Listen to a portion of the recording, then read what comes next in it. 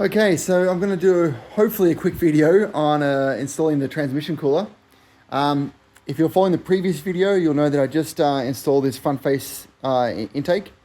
And the last thing I want to do now is go and put my old, quite large cooler back in front of the intake and also the radiator. So I'm going to keep all that area just for that, leave that alone. I got rid of the old cooler and I jumped online and Googled the hell out of different coolers because there's heaps to pick from.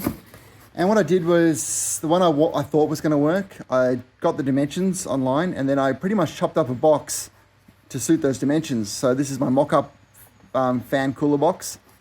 And that way I could kind of, place it around the car and see where it's going to work. Initially I wanted to run it possibly under the driver's seat. But, I kind of meant seat out, carpet up, and looked like a bit of work. And just didn't think it was the easiest and best spot to do it. And I've already got braided lines running to the front of it from the previous car. So I thought you might as well keep it long. It's already there for me. And then I noticed there's quite a good gap under the battery tray. And if I offer up my mock-up fan here, it fits quite nicely in there. It sits behind the front of the arch. It's not going to hit the wheel or anything. You don't see it from under the lip. And yeah, I think it's going to work quite nice in there. Now, that's the position. What did I go with for a cooler? I know what you're going to say. Oh, he's gone Aeroflow. And yes, I have.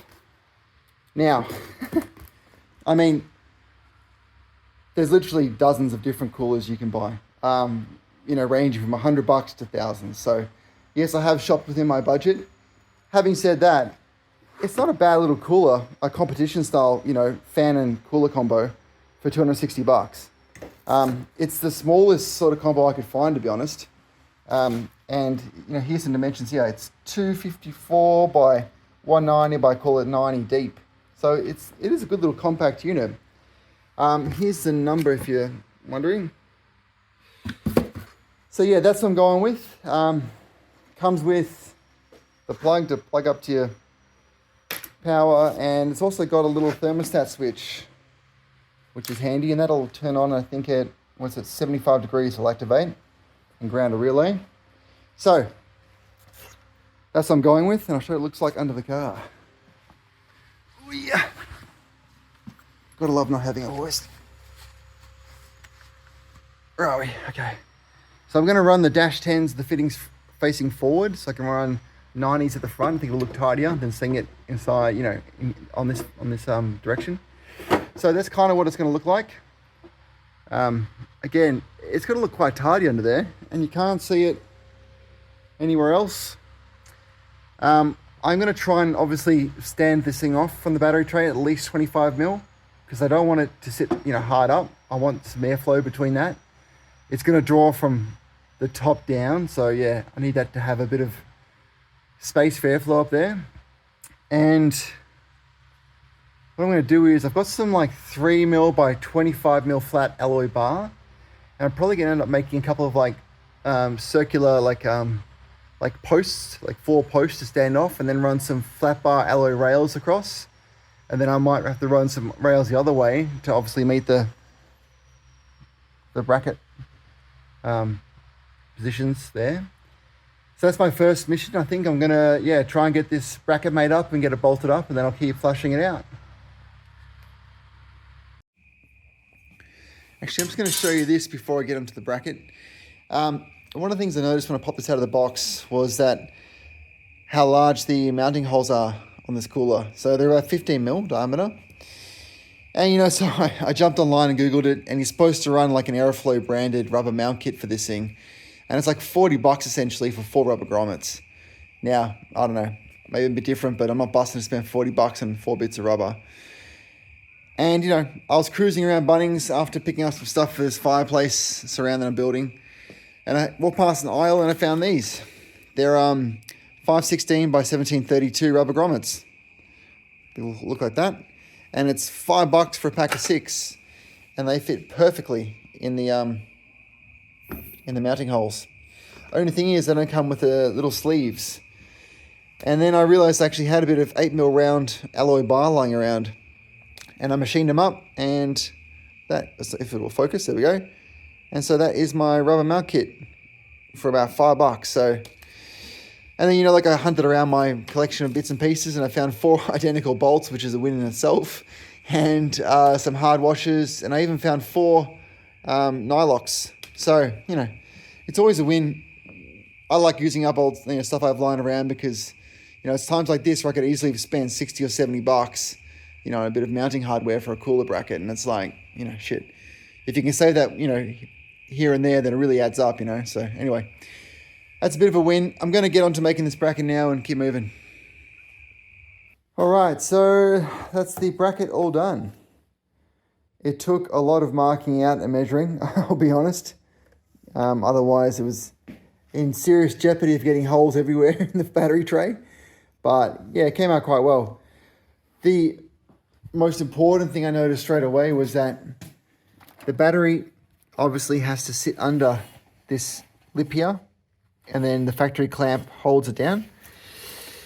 So I couldn't just go ahead and put the, you know, the bolt holes there, which I wanted to. So I had to run them spaced out that far. And the battery just sits in there with about 5mm clearance either end. So it sits in there nicely still. And that's the spacing there for those holes. And then it allowed me to, you know, put a cross brace rail on. And then at the same time, the battery tray stops about here. So I had to extend them past. So it kind of worked out well to run another rail across. To extend out to the front. Yeah, so it wasn't a perfect situation, but it kind of worked out in the end. All the rubber grommets are on, nylocks are on. It is quite rigid, considering it's only 3mm by 25mm alloy flat plate, sorry. So yeah, let's get it fitted up and see what she looks like.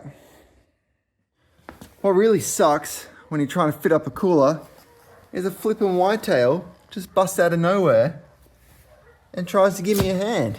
Mate, it's just not what I need right now. So you're gonna have to go. I'm sorry, bud.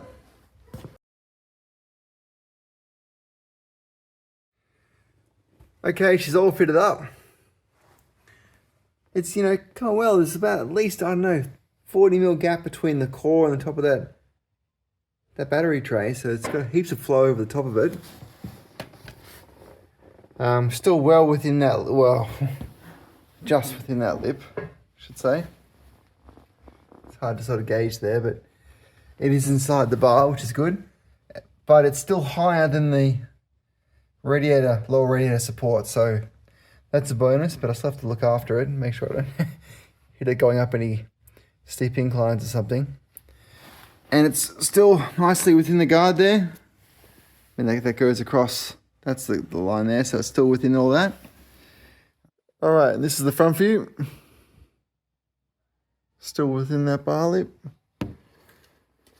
Now, I'm really happy with the way this is open. I think it's going to get plenty of airflow. I'm slightly concerned about how close this fitting is to the bar. But worst case scenario is I'll just sort of scallop, chop out a bit of that lip there to fit the elbow in if needed. But yeah, looking good. I don't know what else I can do to sort of show you that. Yeah, and on that, I've got a few adapters and elbows coming in the post, so I can't hook up the lines just yet. So what I might do is I might jump ahead and hook up this, connect this thermostat switch to trigger a relay, and I'll show you what my plan is for that now. All right, getting power to this fan. So I originally wanted to try and tap into this air compressor relay circuit. However, it just proved way more difficult than I thought. You know, you have to bridge out. There's a plug here. Where are we? There's a plug there that runs over to the other side when the AC was fitted to the, I think it's the condenser switch. I mean, that has to be bridged out. You got to have the obviously the air conditioning switch on. The power then has to go through the fan assembly and through a whole bunch of other places. So it's just too hard to get that circuit to work. And I found all that out because I'm lucky enough to have a spare loom. It's either out of a VN SS power pack, or I guess it could be out of also a VQ HSV 5 litre because it has fog lights on it. Either way, it's been really handy. And I essentially, when I started to have troubles finding out where the circuit went, I just traced everything back. You know, so been super handy. And it looks like this because I actually unpinned all the cruise control system out of this factory loom and have installed it into this car. And that's a whole nother video for another time because there's a bit involved in it. I know other people have done it and been successful. So I wanted to see how hard it was for myself, and hopefully when I get that video going, it might be useful to everyone else. So that's why it looks like a gutted fish on my floor. Yeah, so my plan now is I'm going to pretty much pinch the engine fan assembly out of this, including all those wires. I'm going to pull it out of that fuse assembly, and then I might even just pull it out of that 12 volt supply, so I can pretty much install the whole thing onto my assembly. So obviously that goes there, and then route it to the spare fuse in there, and I'm going to put the relay into that spare block assembly there right next to the engine fan. So should look nice and tidy when I'm finished. Yeah, see how we go. So I finished everything up top, and I'm just sorting out everything underneath now. And I thought, well, whilst I'm here, I might as well test this temperature switch because I don't want to have to pull it out and worry about it with the whole thing full of oil. So it's just easier to check it now. And you know, like, all right, how am I going to test it? So I boiled a pot of water under the car, with the kettle, sorry. And I put this in a little bit of, boiling water, essentially. I kept it there for like 30 seconds. The whole thing was like at least 75 degrees, I would have thought. You know what the instructions say. But I could not get this switch to activate for the life of me. And it was absolutely doing my head in. I did it multiple times. I thought, well, shit, maybe my circuit's wrong. So then I checked the circuit, and that's earths out the relay, which connects to the switch. So that all works fine. And I thought, well, maybe the switch is busted. I'm like, probably not busted. it's brand new. So I ended up taking it to the stovetop, and I boiled a small pot of water, put it in there, and then I use a pair of multimeters to check the continuity. And after maybe 5 or 10 seconds, the switch activated. So I don't know, maybe everyone else knows that. I didn't know that. You can't just put that in a jar of boiling water. You have to actually put it in some water that is boiling for about 5 or 10 seconds. And then it works. Okay, so I'll just quickly run you through the wiring before I jump onto the transmission lines. So yeah, I mean, by looking at this thing, you can hardly tell it's been modified. It still looks factory, which is what I wanted. And yeah, so starting from the start, that's the main power supply from the battery to all the accessories in the car. I'm tapped in behind this block, behind the 60 amp fuse, so I'm still going through that fuse. And then I'm using this 15 amp fuse there, that was a spare port. And then I'm running a couple of wires through the block, and then that is the relay for the transmission cooler fan. And yeah, so all the wiring you see under there is pretty much all been robbed from the spare loom I had. So it's all plug and play, like everything clipped in over here, clipped in over there. So I haven't had to chop into the loom at all on this car, which is a good thing. Yeah, so then from the relay, running back under the block, sorry for the bad camera work here. And then tapping into this earth post, and then this one here, that's all my wires running to the fan below. Goes down past the headlight assembly. So I'll show you all that now. Okay, this is the wiring underneath. So coming up through that headlight slot up there, bit of taped up loom, cable tied up out of the way so nothing falls down. Somewhat not neat and tidy. Rowie, I like. And then the pink wire is the earth trigger switch off the switch, which again is all neat and tidy. All right, so I've finally got my racework fittings here from Quick Bits in Dandenong. They've helped me out with heaps of stuff. Let's get these fitted up. Okay, I've gone ahead and plumbed everything up. Wasn't a big deal, so I'll just show you an end result video, if you will. The lines all are nicely placed against the rail. I've cable tied them against the pollution canister return to tank hardline, so quite nicely against the rail there. And then sweeping down into the cooler. Where are we? I'll try and get this so you can see. Yeah, so nothing's kinked. There's no hard corners. It kind of does this nice little... I'll try and do this nicely. Sorry for the bad camera work, everyone. Yeah, so... yeah, it just all worked out nice. I didn't have to chop out any of this bar. It does clear it on top by quite a bit, so I'm not stressed about that. And the other one was easy. And then again, I've run a bit of just conduit protector because it is touching other things just to make sure it doesn't, you know, wear away at the braided line. But yeah, that's pretty much it. There was also another way to route them, and it's hard to see, but inside there you can fit both the lines. And then they pop out at the front here.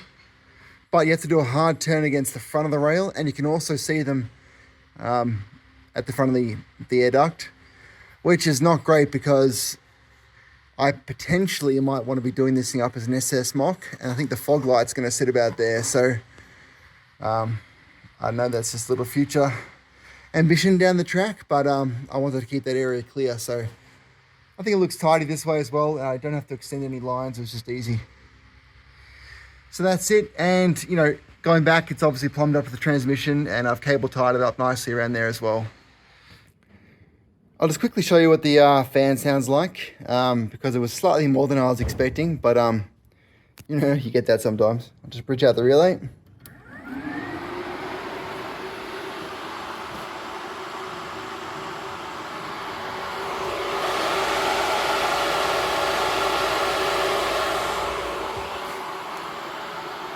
Yeah, I mean, not crazy loud, but I mean, you're gonna notice it with the thermofan going as well, but I don't know, at least it'll be doing its job, and that's the main thing.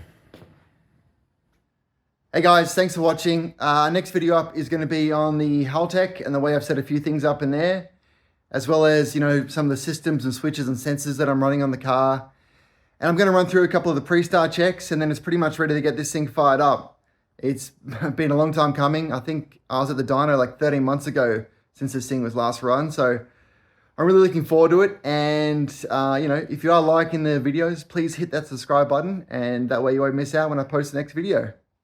Thanks guys, catch you later.